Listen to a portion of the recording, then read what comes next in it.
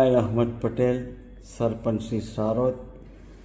આજ રોજ અમે અમારા પીઆઈ કંપનીમાંથી જે 106 કર્મચારીઓ છૂટા કરવામાં આવ્યા હતા તે બારામાં હું જે આવેદન મામલેદારશ્રી, પ્રાંત કલેક્ટરશ્રી, કલેક્ટરશ્રી એ લોકોને અમે આપેલું હતું હમ તથા અમારા કામદારો માણસોએ, તે આમાં જે આવેદન આપેલું હતું એ આવેદનના આધારે અમને પીઆઈ કંપનીએ અમારી સાથે મિટિંગ કરીને અમને બધાને જેટલાય 106 કર્મચારીઓ હતા તેમને છૂટા કરેલાને પરત લેવામાં આવ્યા છે। અમારા માટે ખુશીના સમાચાર હતા અને એ કેટેગરી પ્રમાણે લેવામાં આવ્યા છે કે જેની કેટેગરી જે ફિટર હોય તો ફિટરનું ઇન્ટરવ્યૂ થશે, એટલે દરેકનું ઇન્ટરવ્યૂ થશે।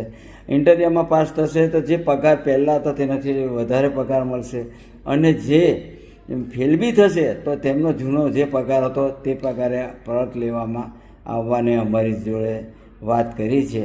એથી અમે આ ખુશીના માહોલ છે, અમારા ખુશીનો સમાચાર છે, તો અમે આ આવેદન અમે પાછું ખેંચીએ છીએ।